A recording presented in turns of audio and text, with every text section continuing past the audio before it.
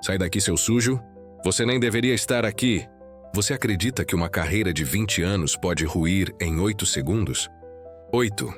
O tempo de um impulso irrefletido, de um "já chega" atravessado na garganta e de um gesto que jamais volta para a mão que cometeu.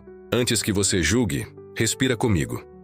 E se a pessoa por trás do erro for exatamente quem jurou salvar vidas? É aqui que começa a queda do Dr. Arthur Valença. Arthur não nasceu milionário. Cresceu em um bairro apertado, filho de professora e motorista de ônibus. Aos 13 anos, carregava sacolas de feira para vizinhos. E à noite revisava tabelas de anatomia recortadas de revistas antigas. Um dia eu vou operar corações, repetia, mais para si do que para o mundo. E conseguiu. O melhor da turma, residência disputada, mãos firmes, raciocínio afiado. O brilho do centro cirúrgico parecia feito para ele.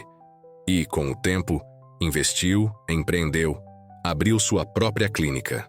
A imprensa chamava de império, ele chamava de missão. Os números só confirmavam. Patrimônio robusto, carros, viagens, uma cobertura envidraçada onde a cidade parecia caber no bolso do jaleco. Mas por trás do jaleco impecável, havia fissuras que ninguém via. O pai sofrera um infarto fulminante no corredor de um hospital público, quando Arthur ainda estudava. Ele não perdoava a fila, a demora, o olhar vazio da recepção. Jurou que com ele seria diferente. Jurou que nenhum paciente morreria por descaso. Só que o juramento, com o tempo, virou cobrança cruel. Dele para o mundo, e dele para si mesmo. Não havia espaço para falhas, nem para a fragilidade alheia. Na manhã que mudou tudo, ele chegou cedo à clínica Vida Plena. A agenda estava cravada. 4 cirurgias, uma reunião com investidores e uma entrevista sobre seu novo centro de pesquisa. O elevador espelhado devolveu a imagem de sempre. Terno claro por cima do jaleco, barba alinhada, olhos cansados. Última semana antes das férias, murmurou. A secretária sorriu, a equipe cumprimentou, alguém deixou café. O roteiro perfeito para quem controla o próprio destino. Até que o destino decidiu não ser controlável. No corredor próximo à sala de recuperação, um tumulto discreto. O paciente que ele havia operado no dia anterior, Davi Rangel, acordara confuso. Jovem, forte, tatuagens nos braços, olhar inquieto. O prontuário dizia agitado na vigília. Os monitores apitavam baixo. A enfermeira tentava acalmá-lo. Davi tirou o oxímetro, puxou o soro, resmungou. Cadê minha irmã? Eu só saio daqui quando falar com ela. Arthur se aproximou, já impaciente com o atraso que aquilo poderia causar.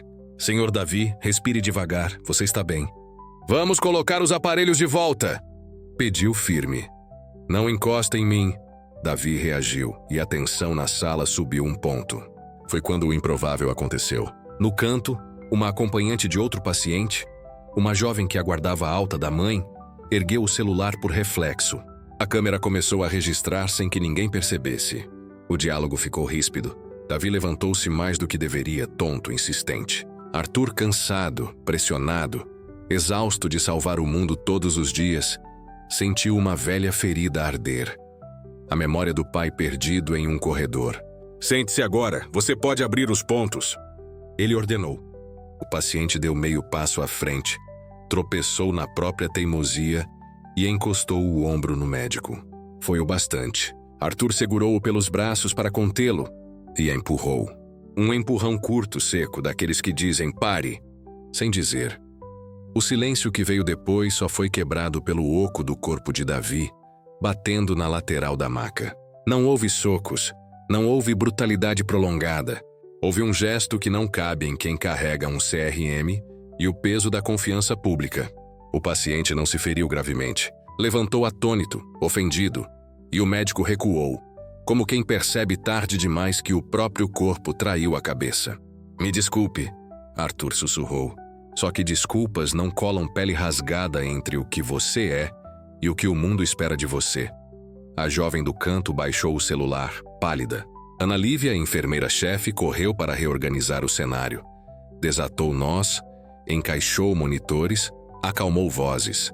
Doutor, deixe que eu falo com ele. Arthur assentiu, o coração batendo como um alarme interno. Ele sabia o protocolo, sabia as palavras certas, sabia tudo, menos como desfazer 8 segundos. 2 horas mais tarde, a clínica voltou à rotina aparente. A cirurgia seguinte aconteceu. Os investidores chegaram, a entrevista foi remarcada. E o vídeo saiu, primeiro em um grupo de mensagens de acompanhantes do 3º andar, depois em uma página de bairro, depois em um perfil que adora indignações virais. Legenda: cirurgião milionário perde a cabeça e agride paciente. O enquadramento, o suficiente para não mostrar a confusão, mas perfeito para capturar o empurrão e a expressão de fúria contida no rosto de Arthur. Enquanto ele discutia com os investidores a expansão de um centro cirúrgico, o nome dele descia uma ladeira que não tem corrimão. Comentários, cortes, opiniões, hashtags. Em poucas horas, a clínica virou alvo de protesto em comentários digitais. À tarde, uma equipe de reportagem aguardava na calçada. À noite, a primeira notificação oficial. O Conselho Regional de Medicina abriu o procedimento. Porque ninguém me avisou antes. Ele explodiu no escritório de vidro. Porque ninguém achou que fosse tão rápido. Respondeu a assessora Renata, pálida. A notícia chegou também à irmã de Davi, a professora Juliana Rangel. Ao ver o vídeo, ela sentiu uma mistura de raiva e medo. Ele encostou no meu irmão, disse para si, lembrando de noites em que Davi perdera o controle depois de crises de ansiedade. Juliana não queria manchetes, mas queria justiça. Queria dignidade. Queria ser ouvida. Lembra das fissuras que ninguém via? Agora eram rachaduras expostas. O médico que sempre exigiu perfeição de si se via, pela primeira vez, de frente para o próprio limite humano. E a cidade que ama construir heróis também ama derrubá-los quando tropeçam. Talvez você esteja pensando, e os anos de trabalho? E as vidas salvas? E as madrugadas em que ele foi o único a dizer "fica comigo" para um coração indeciso? Tudo isso existe, mas o mundo real é cruel com a memória quando um vídeo tem 8 segundos e a internet tem apetite infinito. Naquela noite, Arthur entrou na cobertura e não ligou as luzes. A cidade acesa lá embaixo parecia a sala de recuperação de um planeta inteiro. Ele recordou o pai no corredor, o jaleco ainda limpo, a indignação como motor da sua vida. Eu só queria que ninguém fosse ferido pela negligência, pensou, e percebeu com dor que a indignação que o impulsionou a cuidar também podia ferir. A mão que salva quando perde o compasso, empurra. E um empurrão derruba mais do que um corpo. Derruba uma biografia. Se você estivesse no lugar dele, o que faria agora? Sumiria, contra-atacaria. Diria que não foi bem assim? Ou encararia o impossível? Pedir perdão a quem você feriu e a quem você decepcionou, inclusive a si mesmo? A resposta de Arthur começa no dia seguinte, quando a porta do elevador abre. Não para mais um plantão, mas para um corredor de perguntas que doem mais do que bisturi. E é aí que um homem acostumado a salvar vidas vai descobrir como é tentar salvar a própria. No amanhecer seguinte, a recepção da clínica exalava um cheiro novo. O de pólvora digital transformada em presença física. 3 repórteres esperavam, microfones em punho. Uma paciente cancelou a consulta. Outra pediu transferência. O mural com fotos de casos de sucesso parecia sarcasmo. Renata, a assessora, sugeriu. Coletiva. Uma fala só, objetiva, sem perguntas. Arthur balançou a cabeça, cansado de roteiros. Eu preciso falar com o Davi, respondeu. A frase fez silêncio na sala. Não é prudente. Alguém alertou. Talvez não fosse, mas às vezes prudência é apenas um sinônimo elegante para fugir. Arthur ligou para Juliana. A voz dela veio tensa, mas firme. O senhor empurrou meu irmão. Ele confiou a vida ao senhor. Ele respirou e pediu algo que não sabia mais pedir. Me permita pedir desculpas, pessoalmente. Não para a imprensa, para ele. A pausa da professora pareceu uma eternidade. Uma conversa. Comigo e com ele, sem câmera. O senhor tem coragem? Devolveu. Tenho. E pela primeira vez em 2 dias, Arthur falou uma verdade que não dependia de advogado. Enquanto isso, o Conselho de Medicina notificava formalmente. Abertura de sindicância, Prazo para defesa, possibilidade de suspensão. A palavra que mais o assombrava era ética. Não porque fosse frágil, mas porque era a régua pela qual ele sempre medira os outros. Quase ouviu a voz do antigo preceptor, Dr. Siqueira. Ética não é biombo. É espelho. O espelho agora refletia alguém que precisava reaprender a segurar a própria mão. O encontro com Davi e Juliana aconteceu numa sala simples do hospital público, onde ele havia sido transferido por decisão da família. Nada de vidro, nada de mármore, cadeiras duras, ar-condicionado barulhento. Um quadro torto com um pôr do sol. Davi, de moletom, olheiras fundas, parecia menos ameaçador do que o vídeo sugeria. Juliana mantinha o queixo erguido, como quem já precisou erguer o mundo para proteger o irmão. Arthur entrou, sem jaleco. Apertou os dedos para conter o tremor que antes só conhecia nas mãos de pacientes. Obrigado por me receberem. Ninguém respondeu. Ele não veio explicar. Veio ouvir primeiro. Davi, eu errei. Disse direto, sem manual. Eu achei que estava te protegendo. Eu te empurrei? Sinto muito. O silêncio durou o tempo de um elevador entre andares. Então Davi falou, a voz arranhando. Eu tava com medo. Acordei tonto. Só queria a minha irmã. Eu não sou um caso. Eu sou gente. Não havia tese para aquilo. Havia humanidade no plural. A dele e a do outro. Juliana encostou as mãos na borda da mesa. O senhor sabe o que é lidar com quem você ama em crise? Sabe o que a palavra contato pode despertar? Arthur assentiu com a humildade de quem reconhece um território que nunca mapeou. Eu me esqueci. Eu transformei você em protocolo e esqueci que você tem história. Quando saiu, Arthur não estava absolvido. Não era esse o objetivo. Mas havia uma fresta aberta no paredão da culpa. A fresta por onde a responsabilidade entra sem precisar esmurrar. Vamos formalizar o perdão? Sugeriu Renata, pensando em danos. Não. Ele precisaria sustentar o peso do erro no corpo inteiro, não só assinar um termo. Os processos seguiriam. O vídeo continuaria vivo, mas uma ponte, ainda que estreita, começara a se desenhar entre dois lugares que raramente se comunicam. A sala do médico e a pele do paciente. Você já percebeu como a queda pública desmonta as estruturas privadas? O financiamento do novo centro foi congelado. Um investidor antigo, a quem Arthur chamava de amigo, sugeriu se afastar por uns meses. A diretoria da clínica que ele próprio fundara reuniu-se sem ele pela primeira vez. Na pauta, 2 itens: crise de imagem e continuidade operacional. Palavras assépticas para uma decisão suja de sentimentos. À noite, sozinho na cobertura, Arthur recebeu uma ligação que doeu como poucas. Filho, eu vi o vídeo, disse a mãe, Dona Célia. Eu te amo. Mas você precisa voltar para o menino que você foi. Ele tentou rir. O menino que lia recortes? O menino que tratava todo mundo como gente. A ligação terminou com um aviso simples. Se te sobra força para lutar, usa. Mas se te faltar, aprende a pedir ajuda. No dia seguinte, Arthur fez algo que parecia pequeno, mas era um terremoto em seu mundo. Pediu licença da própria clínica. Assinou cartas. Autorizou a vice-diretora, doutora Beatriz, a tocar o dia a dia. Cancelou cirurgias eletivas. Reencaminhou pacientes. Deixou instruções detalhadas. A imprensa chamou de afastamento. Ele chamou de retirada necessária para não ferir mais ninguém com a própria pressa. Sem centro cirúrgico, sem agenda, sem a corrente de aplausos que o alimentava, ele se viu diante de um silêncio quase insuportável. Quem é um cirurgião longe da sala de cirurgia? Um construtor de negócios longe dos números? Um homem que sempre foi a resposta, agora precisando formular perguntas. Talvez você conheça esse lugar.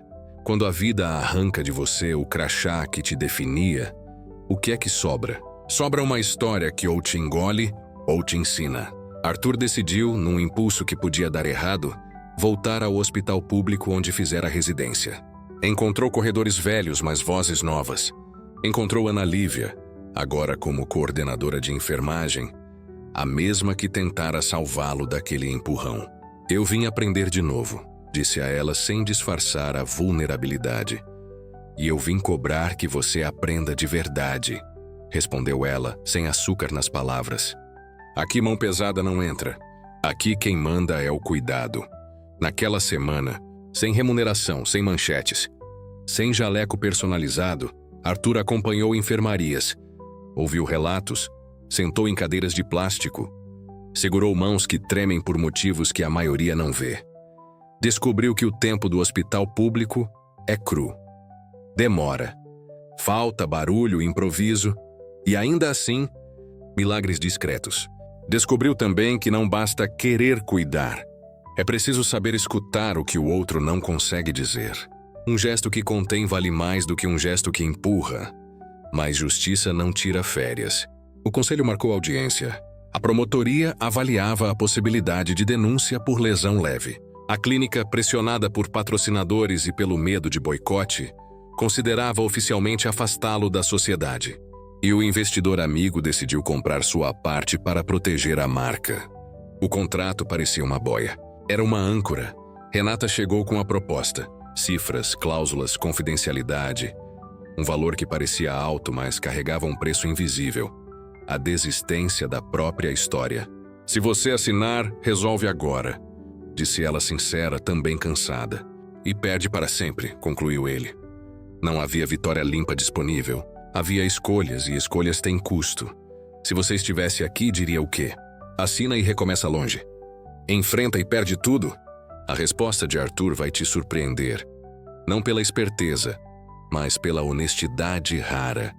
Ele decidiu enfrentar sabendo que podia perder. Porque, no fim, ninguém paga o que você deve à própria consciência. E porque, talvez, existe um tipo de riqueza que não cabe em números. A de voltar a ser alguém que você respeita quando o elevador fecha e ninguém está olhando. A sala do Conselho Regional parecia um tribunal sem toga. Mesa longa, cadeiras alinhadas, nomes de conselheiros impressos em plaquinhas discretas. De um lado, Arthur, terno simples, olhar direto. Do outro, representantes do paciente, uma advogada pública e Juliana. A gravação do vídeo foi exibida em silêncio. O som do empurrão não existe. É o olhar que bate. Perguntas vieram como bisturis. Por que tocou no paciente sem necessidade? Por que elevou o tom? Qual o protocolo em casos de agitação? Arthur poderia ter recorrido a manuais, mas escolheu a via mais arriscada. Eu errei. Minha intenção era conter. Minha ação foi inaceitável. Assumo sem desculpas. Um conselheiro arqueou a sobrancelha, quase aliviado por não ouvir justificativas engenhosas. Outro o apertou. E o que garante que não acontecerá de novo? Arthur respirou. Aprendi o que devia ter sabido desde sempre.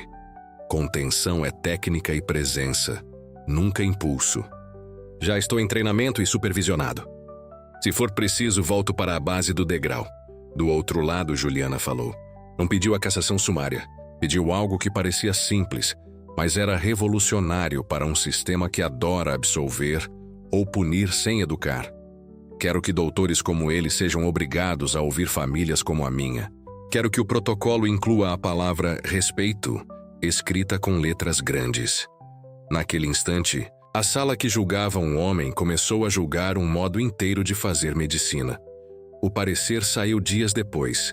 Suspensão temporária, curso obrigatório de manejo de pacientes em crise, supervisão ao retornar, multa e carta pública de retratação. Para os que queriam sangue, soou brando. Para os que queriam absolvição, soou duro. Para Arthur, soou sobretudo justo. O processo cível seguiria seu caminho, e ele se comprometeu a indenizar Davi sem brigar por centavos. Mas a queda financeira não esperou a sentença. A proposta do investidor transformou-se em ultimato. Assine até sexta ou acionaremos cláusula de proteção da marca. Proteção da marca. 3 palavras frias para rasgar uma biografia quente. Ele poderia correr para a imprensa e se vitimizar. Preferiu outra coisa. Reuniu a equipe da clínica, olhou nos olhos de quem cresceu com ele e disse: Eu vou sair. Beatriz chorou discreto. Ana Lívia respirou pesado. A clínica não é meu nome. É a soma do que vocês fazem. Eu fui um bom construtor. Hoje, eu preciso ser um bom aluno. Você já viu alguém rico de verdade empobrecer de maneira silenciosa? Não é o carro que some da garagem. É o chão que some dos pés. Arthur vendeu a parte dele por um valor bem abaixo do que valia. Pagou dívidas, indenizações, custeou bolsas de estudo em seu nome. Não por culpa performática, mas por um senso de reparo que finalmente encontrara forma. A cobertura virou apartamento alugado. O relógio de luxo virou reserva para pagar a escola de residentes carentes. E curiosamente a cabeça ficou mais leve. No hospital público, ele seguiu frequentando as manhãs, agora oficialmente como voluntário enquanto a suspensão corria. Não podia operar. Podia, porém, sentar ao lado de quem esperava na fila. Traduzir termos, segurar medos. Descobriu que há cirurgias que acontecem longe das lâminas. A de cortar a distância entre quem sofre e quem sabe do que o outro sofre. Você que era estrela agora virou plantonista de corredor? Provocou um ex-colega numa visita rápida. Eu virei médico, respondeu sem ironia. Davi, por sua vez, começou terapia. O empurrão reativou cicatrizes antigas, memórias de contenções mal feitas na adolescência. Juliana o acompanhava como quem sabe que amor também é técnica. Um dia, pela mão da própria terapeuta, decidiram visitar o hospital público. Arthur estava no corredor, ensinando um interno a falar com uma senhora surda, usando papel e paciência. Doutor, Juliana chamou. Davi ao lado respirou fundo. Eu aceitei sua retratação. Agora quero uma coisa. Que você conte a nossa história quando for ensinar outros médicos. Ele a ouviu como quem recebe uma responsabilidade maior que um título. Eu vou contar. E vou colocar o nosso nome onde importa. No começo da aula. Você acha que histórias assim mudam gente ou são só exceções bonitas? A resposta costuma depender do que a pessoa faz quando ninguém a aplaude. Arthur não tinha mais palco. Tinha corredores, bancos de plástico, um consultório emprestado para grupos educativos. Criou, com Ana Lívia e Beatriz, um pequeno programa de humanização do cuidado. Oficinas para médicos e enfermeiros com familiares, simulações de crise com atores, rodas de escuta sem jaleco. O primeiro encontro foi duro. Eu já segurei braço demais, disse um residente. E eu já fui braço segurado demais, respondeu uma paciente convidada. Silêncios longos. E no fim, abraços que não eram desculpas, eram compromissos. Ainda assim, o mercado é pragmático. Convites para palestrar sumiram. Consultas particulares rarearam. Os que antes pediam selfies, agora pediam distância. Numa tarde de sábado, Arthur encontrou um velho preceptor no mercadinho do bairro. Eu vi o que aconteceu, disse Dr. Siqueira. Você está pagando um preço alto, mas pela primeira vez eu te vejo inteiro. Arthur sorriu com os olhos molhados. Inteiro é diferente de intacto, né? Inteiro é melhor, respondeu o velho. Coisas intactas costumam ser as que nunca foram usadas. Quando o período de suspensão terminou, o conselho autorizou o retorno sob supervisão. Não à clínica que já não era sua, ao hospital público. A primeira cirurgia de volta foi em uma segunda-feira de chuva fina. Ele lavou as mãos devagar como quem reza. Olhou a equipe, agradeceu a confiança, pediu que qualquer um tivesse liberdade de questionar cada passo e operou com a humildade de quem sabe que bisturi também corta o ego. Ao final, a paciente foi bem, a equipe foi melhor e ele entendeu. Seu novo lugar no mundo não era o topo de nada. Era o centro de algo que sempre esteve ali, o encontro entre técnica e respeito. Perder tudo virou manchete. Mas o que exatamente é esse tudo? Os carros? A cobertura? A sociedade que leva seu sobrenome? Arthur perdeu dinheiro, status, a sensação de que controlava o próprio destino com planilhas. Perdeu convites que inflavam o ego. Perdeu aplausos fáceis. Perdeu principalmente a ilusão de que ser impecável o tornava imune ao erro. E ganhou coisas que não cabem em inventário. Um lugar para voltar a ser aprendiz. Uma escuta mais funda. Um nome que não precisa de placa. Uma história que cabe em quem ele sempre quis ser quando olhava recortes de revistas aos 13 anos. Anos depois. E aqui o tempo corre rápido. Como a vida pede, o programa de humanização que nasceu no corredor virou política interna do hospital. Não foi milagre, foi persistência. Uma vez por mês, Arthur dá uma aula aberta chamada 8 segundos. Começa sempre assim. Eu não estou aqui para me absolver. Estou aqui para que ninguém repita o meu erro. A sala enche. Vem estudantes, vem pacientes, vem profissionais calejados. Davi já esteve na primeira fileira 2 vezes. Na última falou, eu não sou o vídeo. Eu sou o cara que sobreviveu ao vídeo e aprendeu a dizer o que precisa antes de explodir. Aplausos, não de idolatria, de reconhecimento mútuo. Juliana, a irmã, passou a integrar um conselho comunitário do hospital. Luta por direitos de acompanhantes, por protocolos de comunicação, por salas de acolhimento. Virou referência? Eu só queria que o meu irmão fosse respeitado, ela diz. Agora eu trabalho para que ninguém precise gritar por isso. Ana Lívia se tornou a ponte que ela sempre foi. Firme com quem pisa fora da linha, generosa com quem quer aprender a andar certo. E Renata, a assessora, que um dia só via crises, começou a ver causas. Migrou para uma ONG de pacientes. Imagem é consequência, aprendeu. O que fica é a verdade bem contada. E o dinheiro? Você pode estar se perguntando, Arthur não voltou a ser milionário. Descobriu que não precisava. Viu que a conta mais cara que ele pagava não era de cartão, era a de viver longe de si. Hoje mora em um apartamento menor. Cozinha às vezes, visita a mãe toda terça.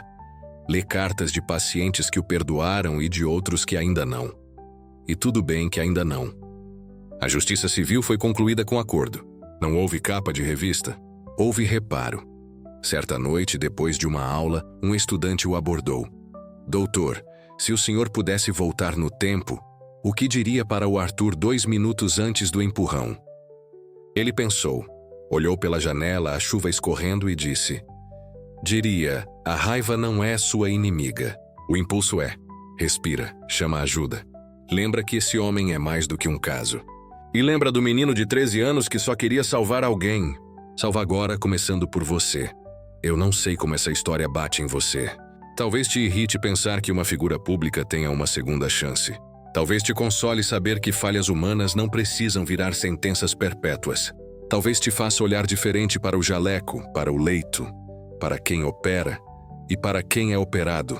Eu só te convido a guardar 2 palavras que costuram tudo o que vivemos aqui: responsabilidade e reparo. Responsabilidade por reconhecer quando a mão empurra. Reparo por transformá-la numa mão que sustenta. Se você ficou comigo até aqui, obrigado. Me diz nos comentários, em que momento da vida você precisou reaprender a ser quem você era? Qual foi o seu 8 segundos? Curte esse vídeo, se inscreve no canal e compartilha com quem precisa ouvir que queda não é destino, é convite. E se você quer continuar nessa conversa, eu te espero no próximo vídeo. Enfermeira acusada injustamente vira heroína e muda um hospital inteiro. É uma história de coragem, de verdade e de uma pergunta que ninguém queria responder. Quem cuida de quem cuida? A gente se vê lá.